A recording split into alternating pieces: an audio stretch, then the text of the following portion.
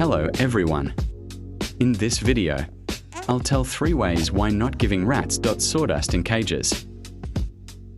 Number 1. Sawdust hurts rats' eyes and makes to some trees, like pines or defiant trees.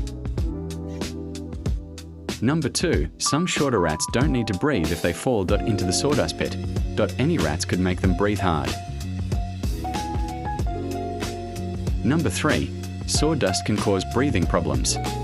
So you might be confused if they are choking or just having a sneeze. I'd recommend blankets. Thank you for watching and bye.